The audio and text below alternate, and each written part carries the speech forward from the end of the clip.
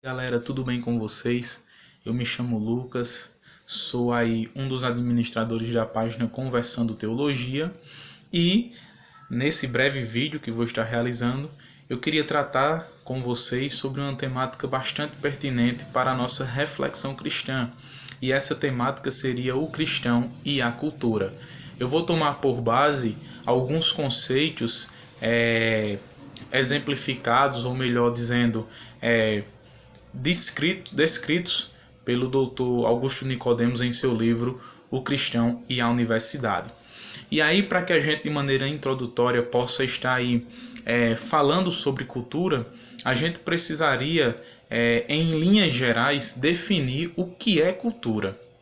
Não é? E não é uma tarefa muito fácil a gente definir cultura, porque dentro das áreas de estudos voltadas para o comportamento humano, para o comportamento social, os estudiosos eles não conseguem encontrar uma única definição que nos traga certa luz sobre o que é cultura.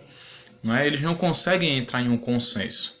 Mas aí, em linhas gerais, esses estudiosos, não é? E dentre eles muitos estudiosos cristãos, vão definir a cultura como o conjunto de crenças, valores e práticas de uma sociedade em particular. E aí esse conjunto de valores, crenças e práticas vão abranger aí as artes, a religião, a forma que aquela sociedade busca entretenimento, lazer e dentre tantas outras coisas que vão expressar a realidade cultural daquele povo, daquela sociedade. Então a primeira coisa que tem que ficar claro para a gente é que não existe uma cultura neutra, imaculada, uma cultura pura. Toda cultura ela vai refletir, em certa maneira, a situação moral e espiritual daquela sociedade em particular. E a gente vem para o cenário brasileiro, por exemplo, e a gente percebe o quanto as artes cênicas, a musicalidade e tantos outros meios de artes apresentados nos teatros por aí afora, nas casas de show, nos museus, refletem drasticamente a decadência moral e espiritual da nossa nação. Há poucos dias, né, acredito que aí cerca de um ano e meio atrás, houve lá aquela situação lastimável do museu lá, financiado pelo Santander, que apresentou aquela suposta arte que era terrível, né? Que apresentavam crianças pequenininhas sendo aí abusadas sexualmente, apresentava crianças de 12, 5, 6 anos com pensamentos homossexuais e era uma coisa terrível. E isso reflete a situação moral e espiritual da nossa nação. E isso é lamentável. Mas aí, meus irmãos, diante de todas essas coisas, a gente precisa entender uma outra realidade, não é? Embora a Bíblia ela apresente a situação do mundo atual de uma maneira um tanto negativa, né? Porque o mundo jaz no maligno, o pecado entrou no mundo por causa do pecado de Adão, e hoje a gente vê um mundo caído, né? Um mundo que necessita de redenção. A própria natureza geme com a expectativa de ser redimida pelo Senhor Jesus. Embora a Bíblia apresente esse quadro, a Bíblia também apresenta o fato de que o mundo ainda tem coisas boas. E por quê? Porque o mundo, além de ser uma criação de Deus, e Deus ser aquele que é o dono e que preside sobre o mundo, o homem que habita neste mundo criado por Deus, embora tenha caído, tenha pecado e se distanciado do Senhor, ele ainda possui a imagem e semelhança do seu Criador.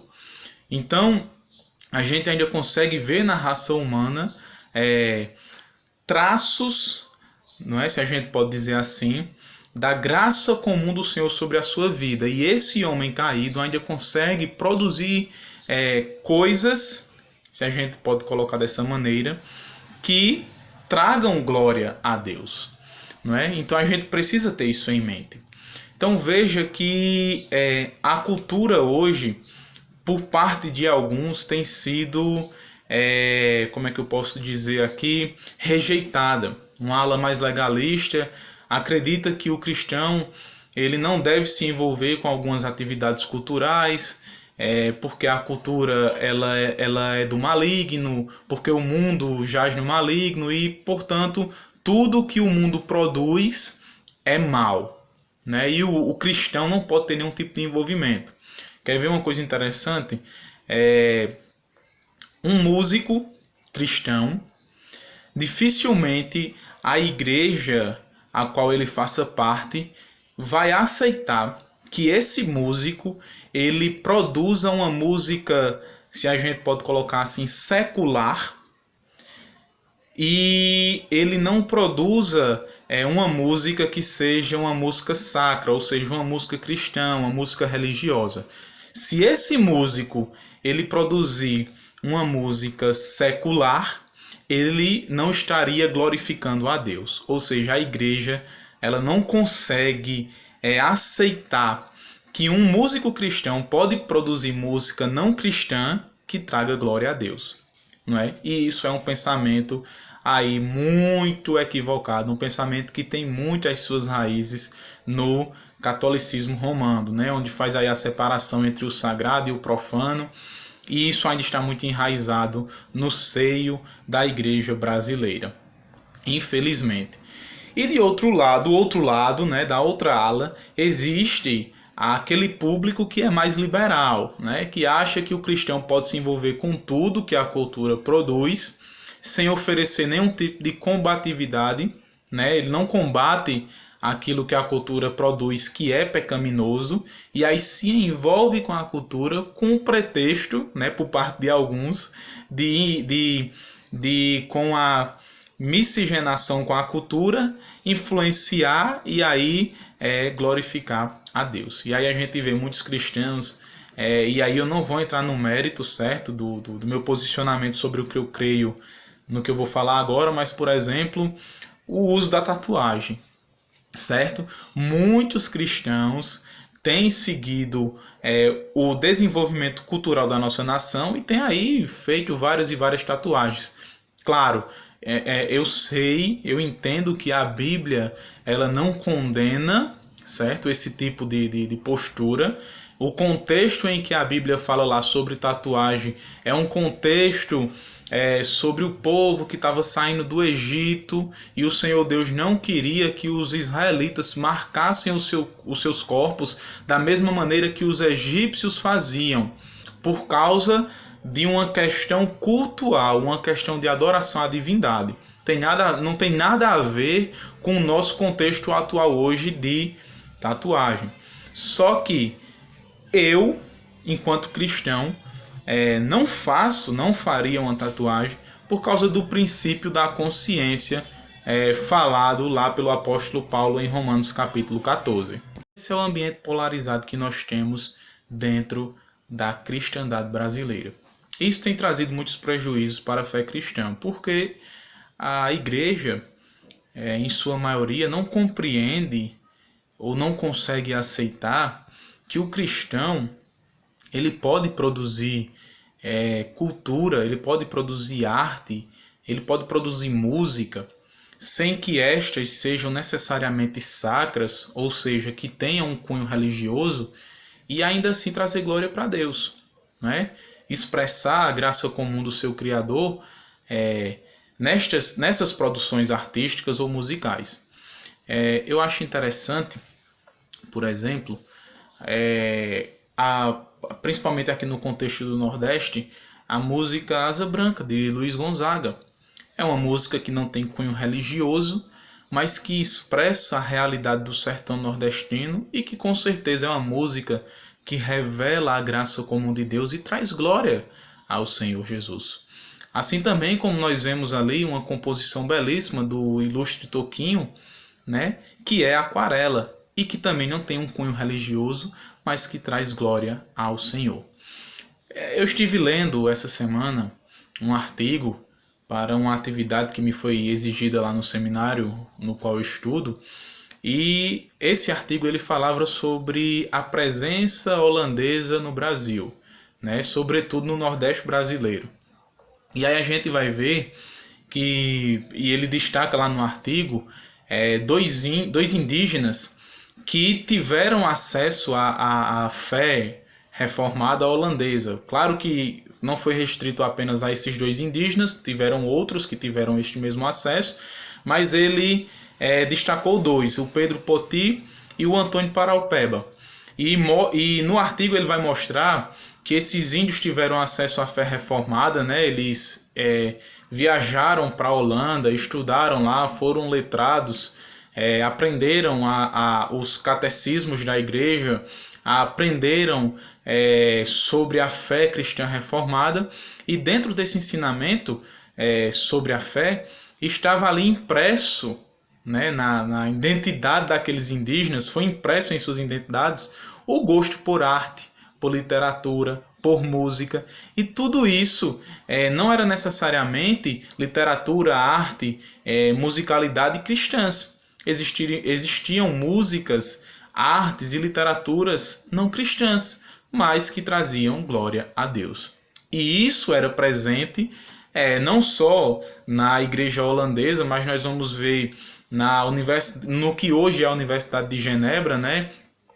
Calvino e alguns outros lá que desenvolveram a grade curricular quando ainda era uma escola para aquela hoje universidade, e na grade curricular constava justamente isso.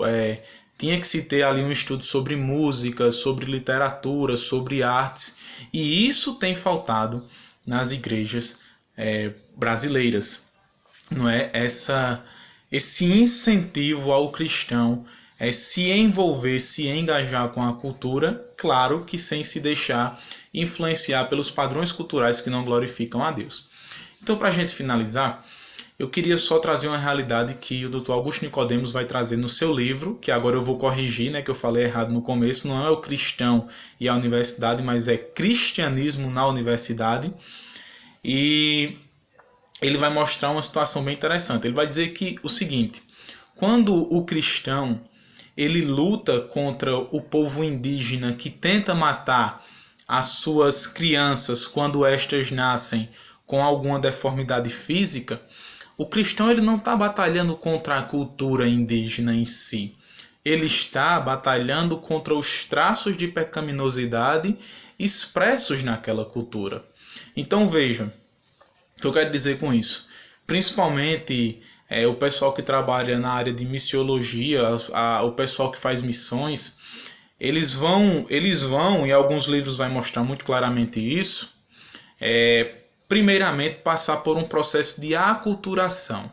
Não é? Quando o missionário ele chega em uma tribo indígena, chega numa cidade africana, chega em qualquer que seja esse campo missionário onde ele vai ali desenvolver a pregação do evangelho, ele passa ali no mínimo 2 anos em um processo de aculturação, ouvindo, entendendo como é que funciona a cultura daquele povo, para que depois ele comece a propagar o evangelho. E por que ele faz isso? Para que ele possa identificar justamente os traços da cultura que glorificam a Deus e os traços da cultura que são pecaminosos, para que ele possa apresentar o evangelho sem ofender a cultura daquela região. E aí o trabalho missionário, a missiologia vai mostrar isso, se constitui em ele apresentar o evangelho e depois ele pegar as pessoas que fazem parte daquela cultura e dar autonomia para que elas desenvolvam o restante do trabalho. Ou seja, o missionário vem, prega o evangelho, implanta o evangelho e depois ele escolhe dentro daquelas pessoas que se converteram à fé naquela cultura, homens para que se tornem os líderes daquela comunidade que ali foi formada. Então, o que a gente precisa ter em mente são as delimitações do cristão com a cultura. Não é? Eu acredito que seja um pouco das duas coisas. A gente às vezes vai ter que ser um pouco radical e viver uma contracultura, sim, mas vão existir momentos que a gente vai precisar sim se misturar com a cultura local. Então cabe muito ao cristão ter essa maturidade, esse equilíbrio, ter conhecimento bíblico para saber quando ele vai estar ou não ferindo um princípio bíblico, para que ele possa estar sempre andando ali em equilíbrio com a palavra de Deus. Não é? Existem traços culturais, por exemplo, que podem parecer pecaminosos para nós que estamos aqui no Brasil, mas que para outras pessoas não são. Por exemplo, eu vou dizer uma coisa e eu quero que você não se escandalize, mas nos Estados Unidos é comum as pessoas apreciarem a cerveja. Aqui não é tão comum. E por que não é tão comum? Porque a nossa cultura brasileira já associou o consumo de cerveja, de bebida alcoólica, à devassidão, à promiscuidade. Então é um choque cultural muito grande você perceber um cristão ingerindo bebida alcoólica. Então não se escandalize. Essa é uma realidade, você pode pesquisar e você vai ver isso muito claramente. No Brasil a gente ainda vê que alguns cristãos entendem, por exemplo, que o consumo do vinho não é algo que seja ofensivo ao Senhor, não é? Porque a imagem do vinho na nossa cultura não é tão ligado a questões de promiscuidade, de devassidão, não é? Mas o da cerveja sim. E ainda assim, com o vinho não tendo essa imagem tão ligada a essas questões de promiscuidade e devassidão, a gente ainda encontra pessoas que se escandalizam com outros cristãos que fazem ingestão do vinho. Então tudo é uma questão de equilíbrio, uma questão de entender os princípios estabelecidos pela Escritura. Existem coisas que são lícitas, mas como o apóstolo Paulo falou, nem todas convêm, e a gente precisa ter muito impresso na nossa mente a questão da consciência, não só da nossa, o princípio da consciência não só nossa, mas também do nosso próximo, como o apóstolo Paulo fala.